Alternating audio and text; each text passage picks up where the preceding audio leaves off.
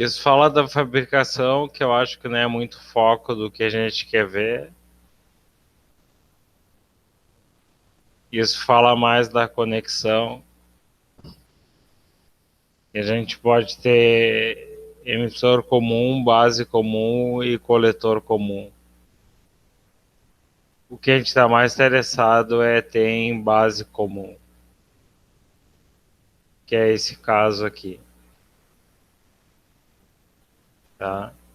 Então, se vocês já viram isso em eletrônica, vocês já estão acostumados em base comum.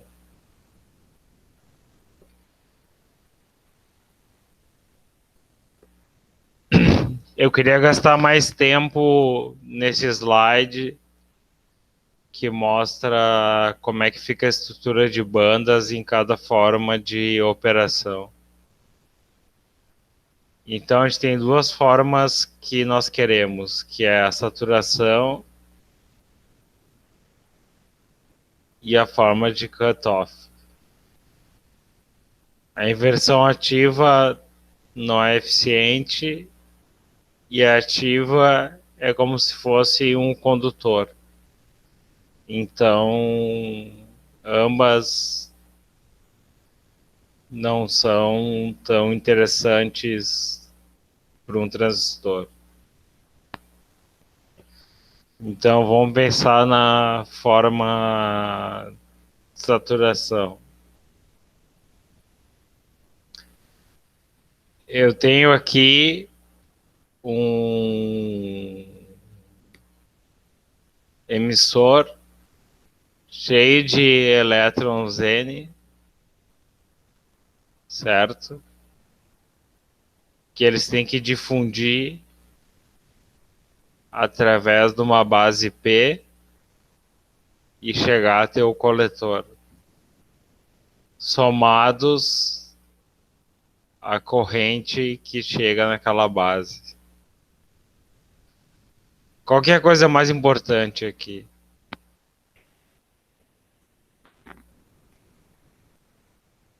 Que a gente comentou na última aula.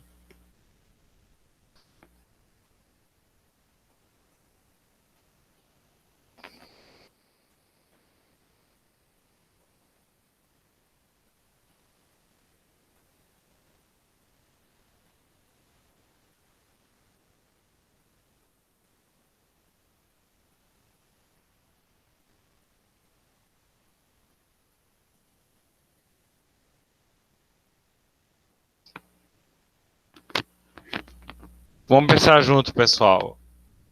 O que vai acontecer com os elétrons quando eles entrarem numa região tipo P?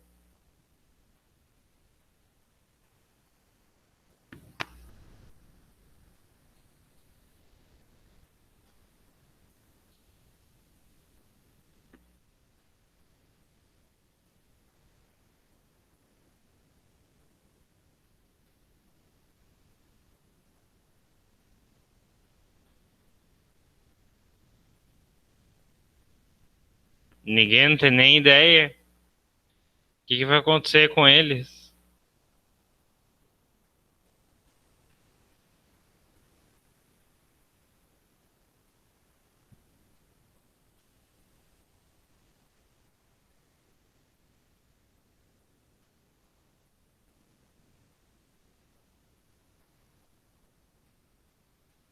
Eles vão ser somados ou aniquilados?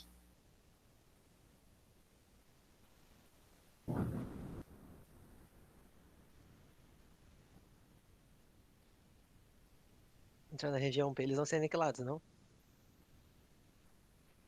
Exatamente. Eles vão começar a ser aniquilados. É por isso que essa curva é decrescente. Então, se eles vão ser aniquilados, qual que tem que ser a largura da barreira P ou da base?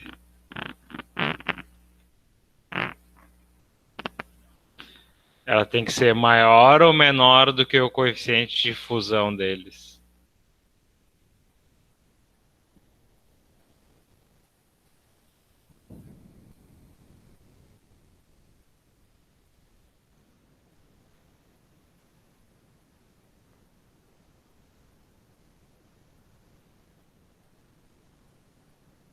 tem que ser maior, né?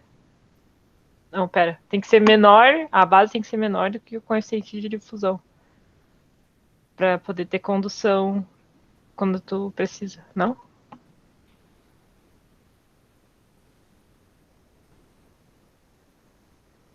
O que tu disse tem que ser maior? A base tem que ser menor.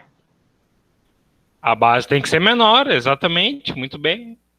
A base tem que ser menor do que o coeficiente de fusão, para que os elétrons consigam passar daqui para lá e se juntarem ao coletor. Uhum. É exatamente isso.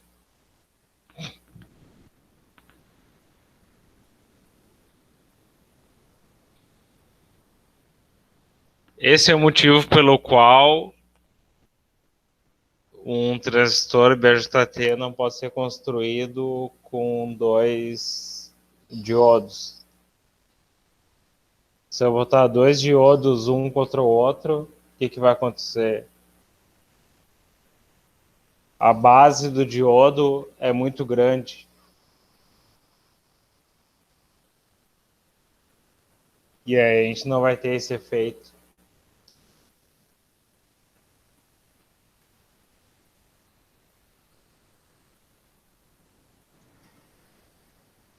Então, Agora, isso aí eu acho que eu nunca tinha entendido muito bem em eletrônica. Então, acho que agora tu é a primeira pessoa que falou isso de uma forma que faz sentido pra mim. obrigado. Fico feliz. Sim, é porque a base tem que ser estreita o suficiente para os elétrons passarem de um lado para o outro. Se ela não for, os elétrons vão ser completamente aniquilados e aí a gente não vai ter condução.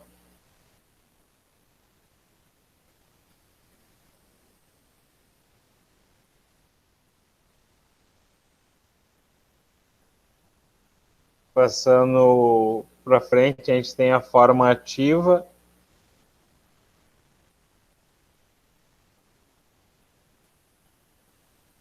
onde os elétrons vão passar direto para cá.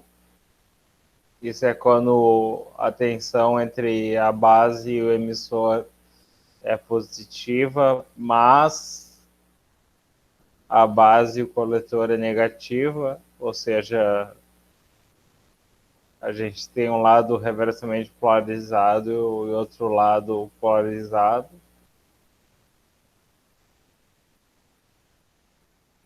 A gente tem o reverso ativo. Por que o reverso ativo não funciona?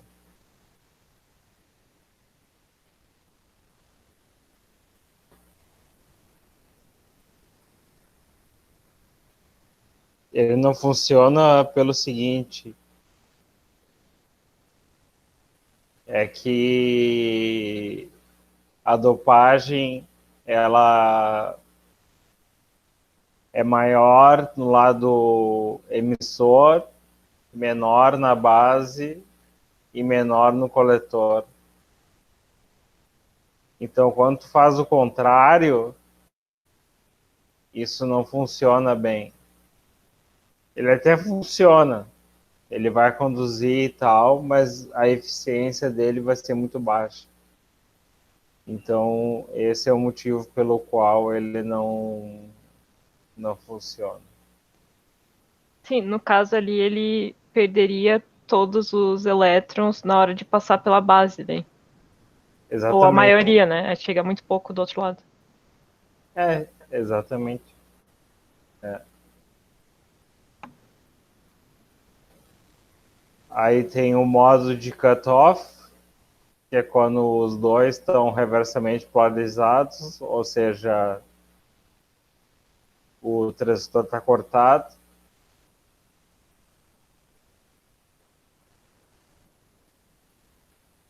E o de saturação é quando os dois estão diretamente polarizados, ou seja, eles funcionam como um condutor Então, eles não têm muita função como um transistor. É como se fosse um metal. Mas acho muito interessante vocês estudarem esse diagrama aqui, porque ele é muito importante.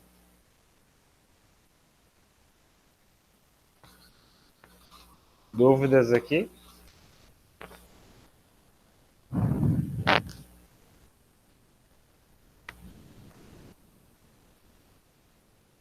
Ok, vamos em frente então.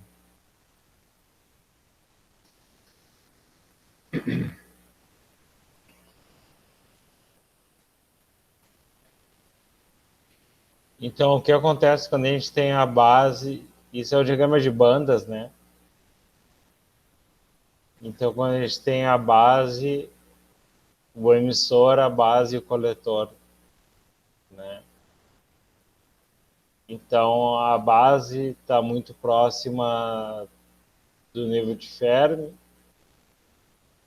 enquanto que o emissor está muito próximo do nível de valência. E a mesma coisa vale para o coletor, porque, obviamente, ele é da mesma dopagem. Então, uma maneira muito interessante de pensar nisso, ou pelo menos uma maneira que ajuda muito, é pensar que os elétrons são como pedras, certo?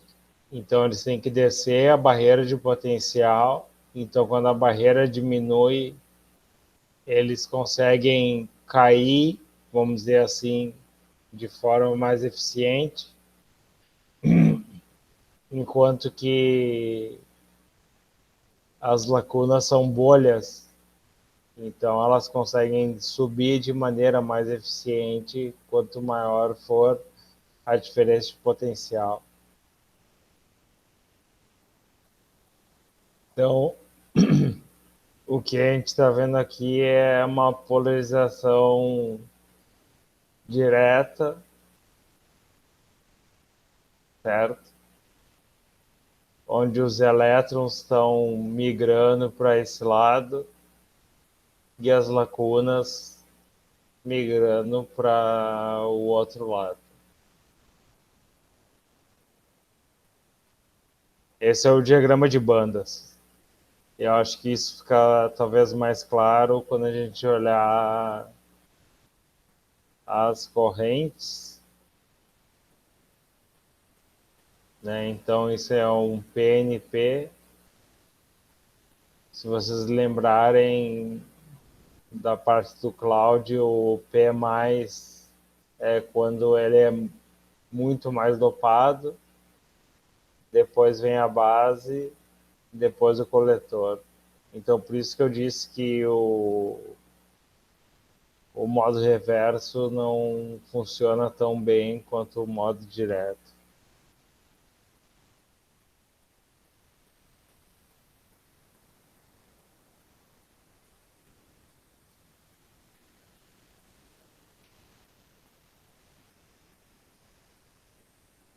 Então nós temos 5 correntes acontecendo aqui. A gente tem a corrente ICP,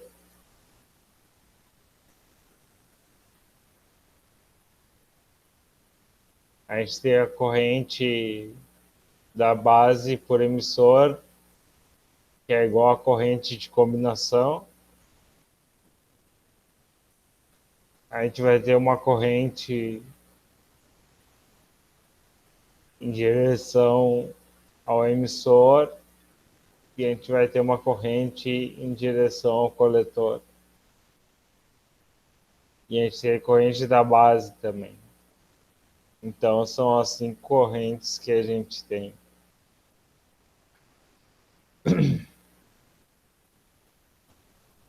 A verdade mesmo é que quando a gente está usando o transistor, o que importa mesmo é essa corrente grandona aqui. Vocês vejam que ela está cortada aqui, porque é parte dos elétrons são o quê? Aniquilados, né? Eles são aniquilados na base. Desculpa, nesse caso, as lacunas. Eles são aniquilados na base. Então, quanto menor for a base, menos aniquilação a gente vai ter e maior amplificação a gente vai ter. Uma pergunta que eu não Sim, lembro muito bem qual é que é o trade-off da gente fazer uma base menor, né? Tipo, qual é o limite que, que a gente consegue ter? Porque, assim, idealmente seria quanto menor a base, melhor, né? Mas, tipo, por que que a gente não pode fazer ela infinitamente pequena, por exemplo?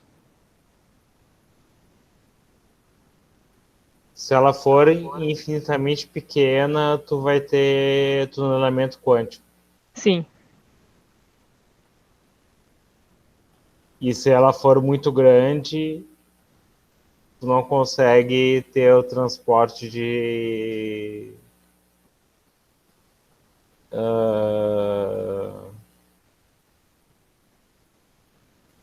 nesse caso aí de lacunas, né? Não passaria. lacunas ou elétrons. Uhum. Então tem um meio termo. Geralmente ela é de 1 micron. Tá.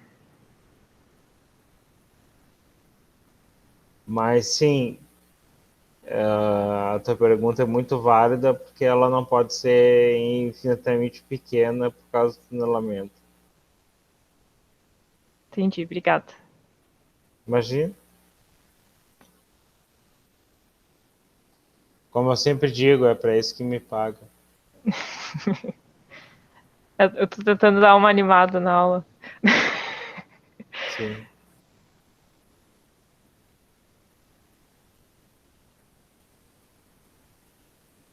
Tem uma série de parâmetros aqui que eu vou colocar no slide depois no Moodle, mas o mais importante é o beta, que é o ganho de corrente, certo? Fator de injeção, fator de injeção na base, essas coisas até são importantes, assim, mas o que é mais importante é o beta, que é o fator de injeção na base.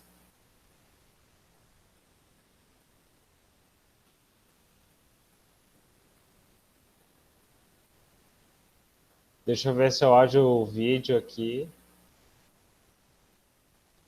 que mostra isso.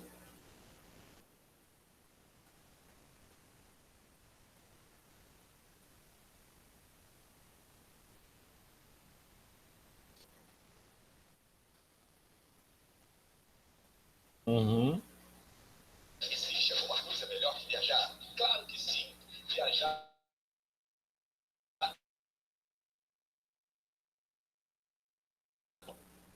The invention of transistors revolutionized human civilization like no other technology. Professor, se o senhor achou o vídeo já, a gente ainda tá na tela do PowerPoint. Sim, eu só quero Ah, sim. passar a propaganda.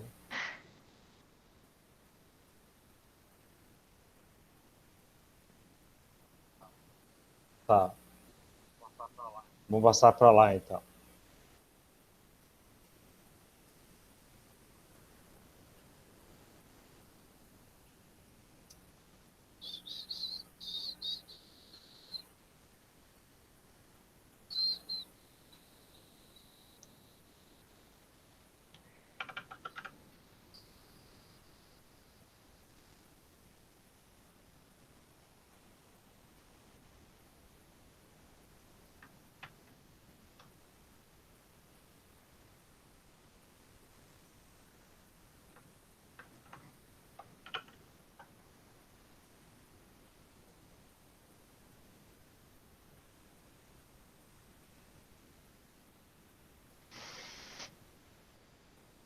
amplification is the basic function of a transistor.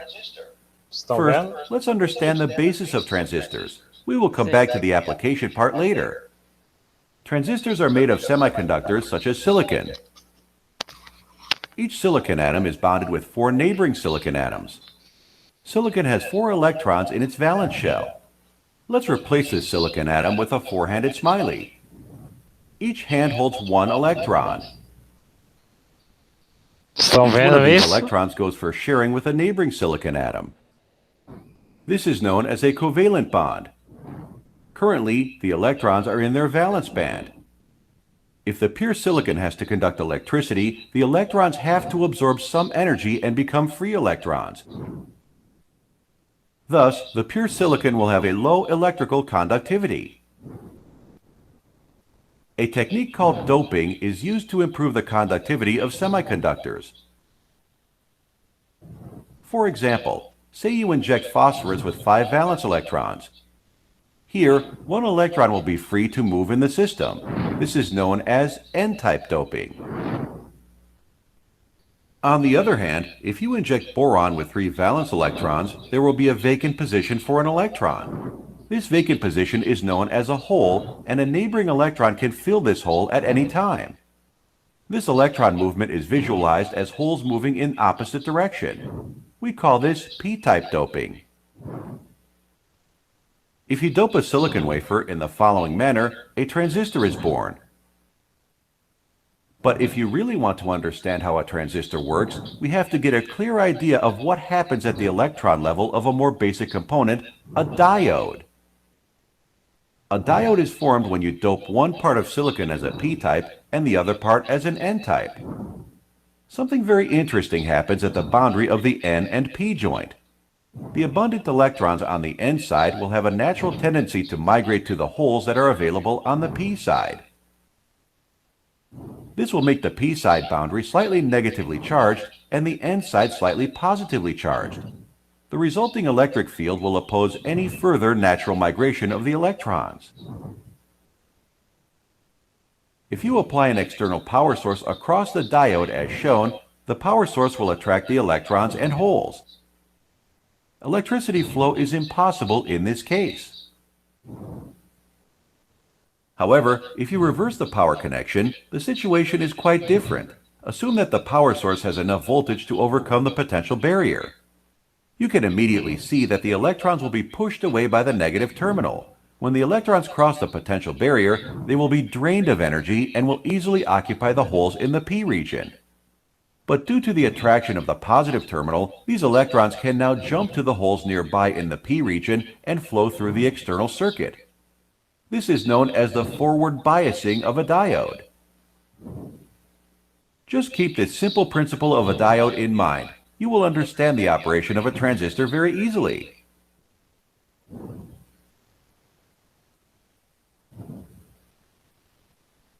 Now, back to the transistor. Note that the p layer is really thin and lightly doped.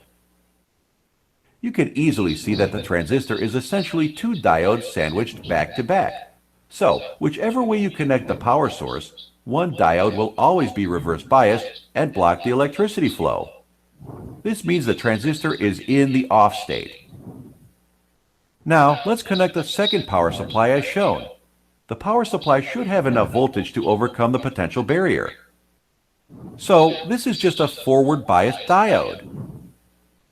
Thus, a high number of electrons will be emitted from the N region. Just like in a diode, a few electrons will combine with the holes and jump across the neighboring holes and flow to the base. But there are a lot more electrons that has crossed to the p side. What will these remaining electrons do? Think for a moment. The remaining electrons will get attracted by the positive terminal of the first power source and will flow straight as shown. Note that the p region is very narrow, which ensures that no remaining electrons flow to the positive terminal of the second power source. In short, a small base current is amplified to a high collector current. You can easily correlate the naming of the transistor terminal with the nature of electron flow. If you can increase the base current, the collector current will increase proportionally. This is a clear case of current amplification. The kind of transistor we have discussed is called a bipolar junction transistor. Let's replace this representative transistor with a realistic one. You can further improve the amplification by introducing one more transistor. The base of this transistor is connected with the emitter of the first transistor. If you introduce a weak fluctuating signal at the input, like what you would find in a microphone, you will get an amplified signal at the loudspeaker. The other interesting thing you can note about this basic circuit is that depending on the value of the applied voltage, the transistor can be either on or off. Here, the transistor acts as a switch. This property of the transistor opens the doors to the world of digital electronics and digital memory. Using two BJTs, you can build the basic dynamic memory element of computer, a flip-flop. To know more about it, please watch the video on the transistor as a switch. Please support us at patreon.com so that we can continue our free educational service. Thank you. Tirar uma no banheiro. Pode.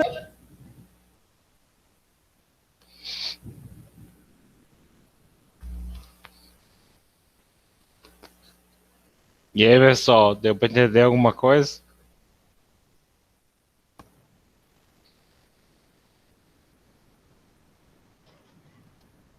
Sim, ajudou bastante. Essa parte de BJT para mim sempre foi meio nebulosa, assim, porque eu só tive em eletrônica, né, que depois eu sou da engenharia de computação, aí depois a gente trabalha bem mais com MOSFET. Aí eu entendia muito mais de MOSFET do que de BJT. Aham. Mas legal esse vídeo aí. É, porque eu acho que ele mostra bem essa parte de por que que a base tem que ser fina, né? E por que ele funciona como um amplificador, né? Uhum. Diferente do MOSFET, por exemplo.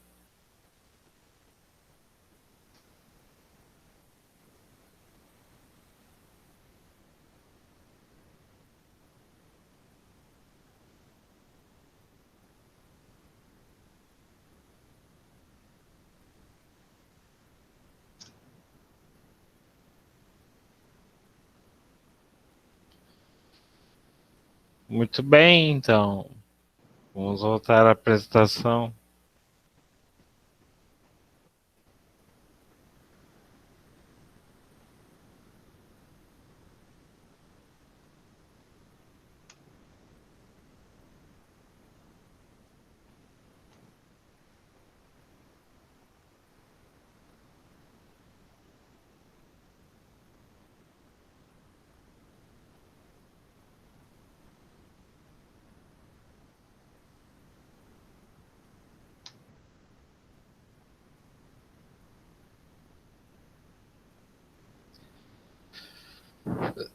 Ah, pessoal, vocês vão ter que me desculpar, mas a gente vai ver muita matemática agora.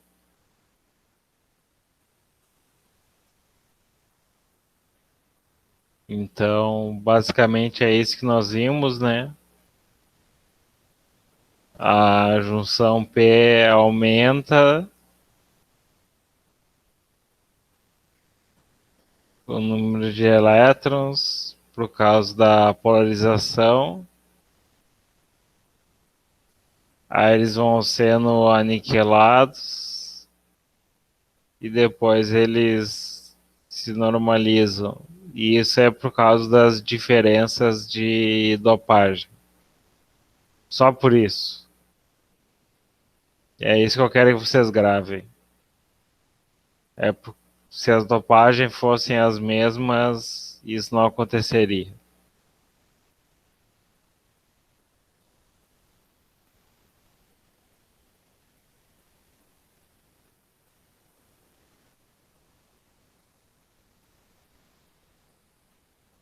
Essa parte que a gente pode pular.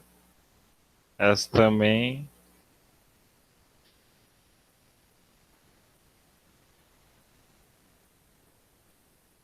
A gente tem uma série de equações aqui que vocês podem olhar com mais calma em casa.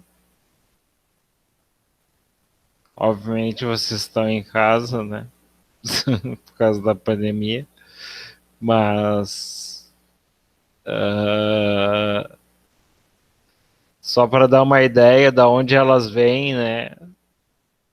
Tudo isso vem do fato de existir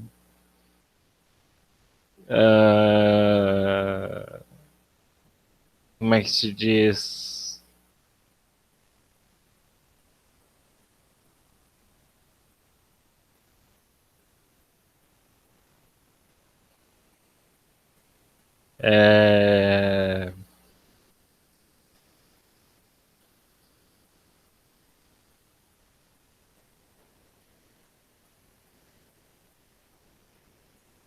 É da equação de Fick, isso. Ou seja, existe condução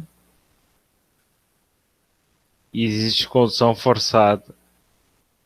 Então isso vem dessa lei, que é o que está escrito aqui embaixo. Esse é o tempo de transmissão ou tempo de vida, se a gente pensar assim, de um portador P numa região N ou vice-versa. Aí isso nos leva à equação de Fick de segundo grau.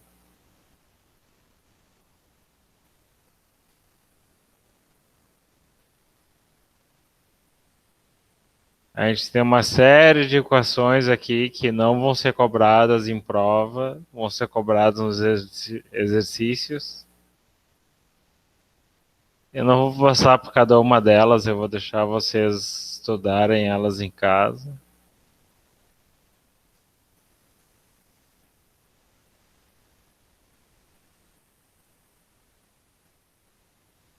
O que eu acho interessante nesse gráfico aqui é a corrente de combinação na base.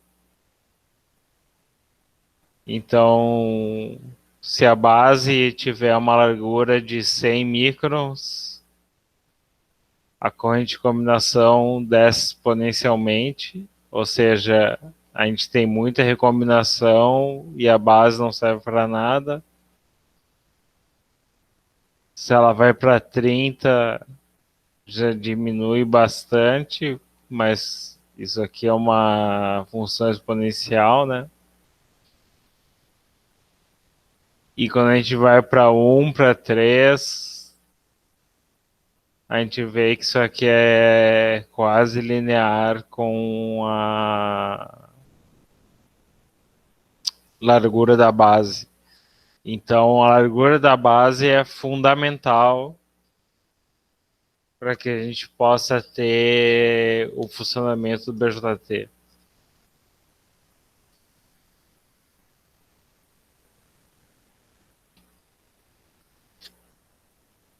Tá bem? Dúvidas até aqui? Por enquanto, não.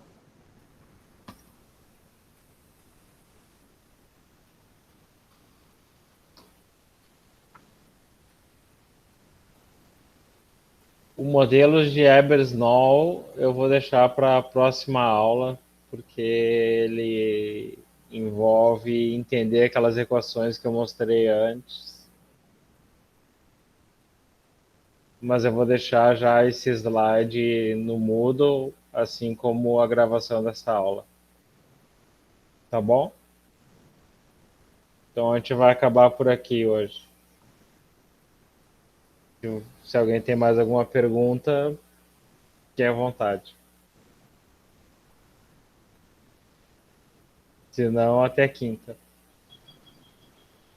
Então tá, obrigado, até quinta.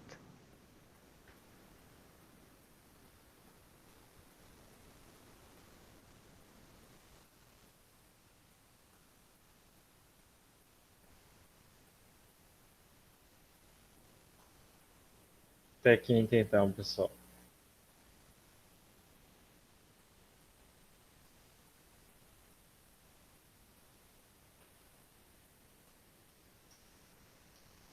Hum.